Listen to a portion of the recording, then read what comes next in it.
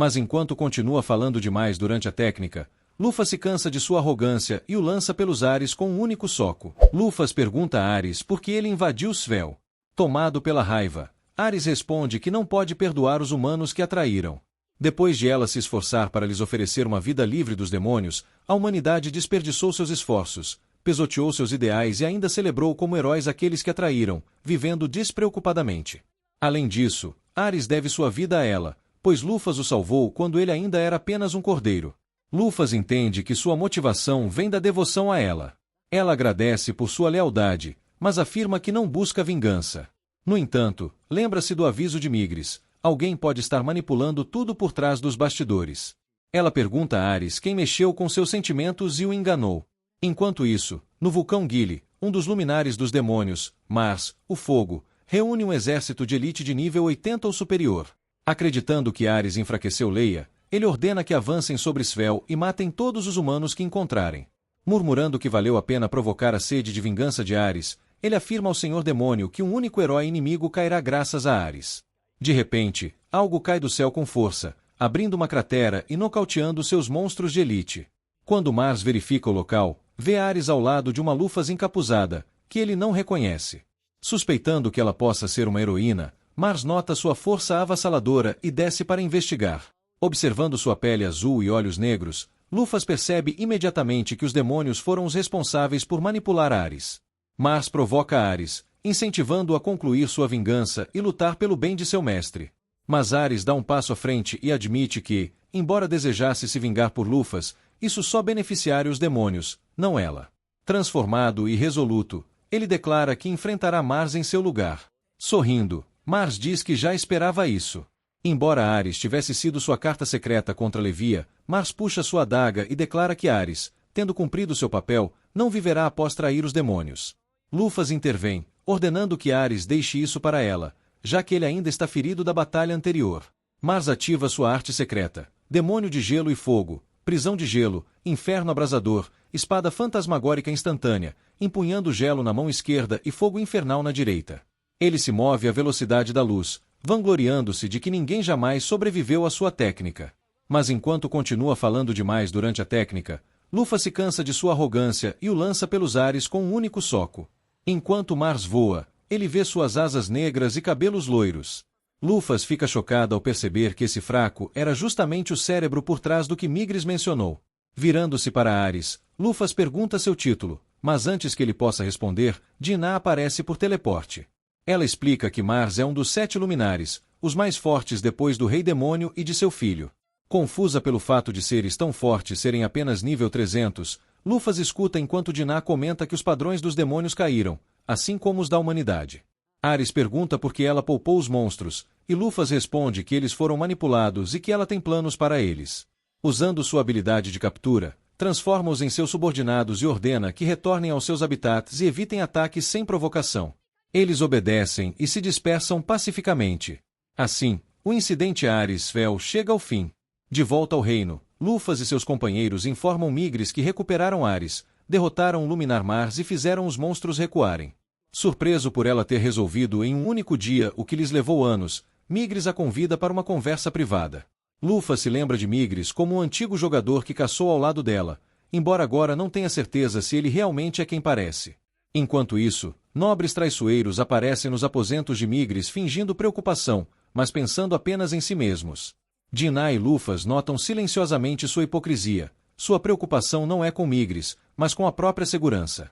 Mais tarde, Migris, envergonhado, explica que os nobres que deveriam proteger o povo agora protegem apenas a si mesmos, mostrando provas de sua falha. No interior de seus aposentos, ele pede que Lufas revele seu rosto. Ela o revela, e sua reação é inesperada, puro medo. Apesar de ver sua suposta velha amiga, sua expressão revela terror. Percebendo que ele não é um jogador, Lufas apenas escuta quando Migris pergunta por que ela voltou depois de 200 anos. Migris pergunta se ela voltou para zombar da queda deles. Calmamente, Lufas explica que foi a invocação de um herói que a trouxe de volta. No entanto, ela se surpreende com o fato de ele permanecer tão calmo mesmo diante de sua antiga inimiga. Ela se lembra de um livro na biblioteca criticando os 7 heróis reunidos pelo próprio Migris. Durante anos, Ele carregou a culpa pela invasão dos demônios que ocorreu logo após a vitória dele sobre Lufas. Culpando-se, ele desvia o olhar, mas Lufas lhe diz para não carregar essa culpa. Ele deveria se orgulhar de ter derrotado um inimigo tão poderoso.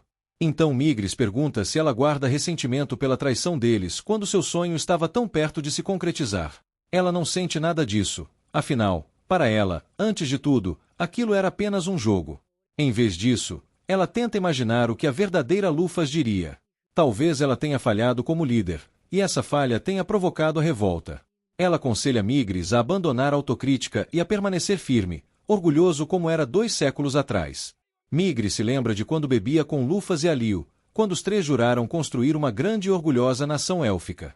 Lufas chegou a declarar ousadamente que conquistaria o mundo, e Alio riu, prometendo comer macarrão pelo nariz se ela conseguisse, brincando que eles jamais se enfrentariam em batalha. Vendo o mesmo brilho nos olhos dela agora, Migris agradece. Lufas então restaura o HP máximo de Leia, algo que Migris, enfraquecido pelo tempo, já não consegue fazer. Ares se recusa a pedir desculpas por suas ações anteriores. Mesmo sabendo da culpa dele, Lufas decide que é hora de partir em busca das 12 estrelas celestiais. Migris pergunta qual será o próximo destino. Dinah sugere o túmulo do Rei das Asas Negras. Lufas fica confusa, parece se referir ao próprio túmulo dela. Dinah explica que admiradores de Lufas construíram a maior estrutura do mundo há 200 anos, no topo da qual Libra, da balança, guarda seus tesouros e equipamentos selados.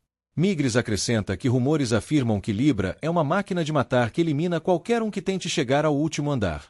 Lufas se pergunta por que alguém arriscaria lutar com Libra apenas por tesouros.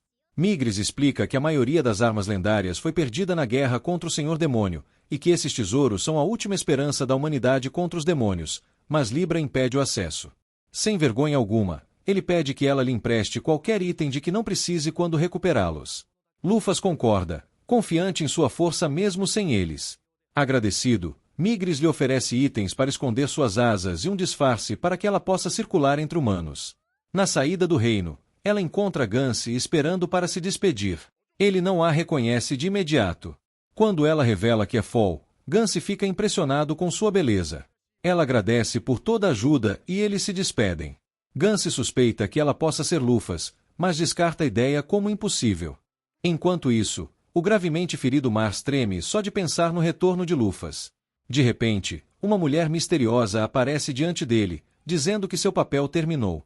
Com um estalar de dedos, Mars desaparece, apagado completamente, como se nunca tivesse existido. Ufa, meus amigos, se até eu fiquei cansado só de acompanhar essa treta inteira, imagina Lufas. A mulher resolve guerra, desmascara a manipulação, dá lição de moral, cura HP, adota monstros, derrota Luminar, tudo isso antes do almoço. Se eu fizer metade disso num dia, já me sinto vitorioso. Se você chegou até aqui, não me abandona no meio da aventura não. Se inscreve no canal, deixa aquele like que até o Ares respeita, e comenta aí o que você achou, porque eu leio tudo, até as reclamações do tipo cadê o próximo episódio? Bora aumentar esse exército, porque diferentemente dos demônios, aqui ninguém manipula ninguém, só clica, curte e seja feliz. Nos vemos no próximo resumo.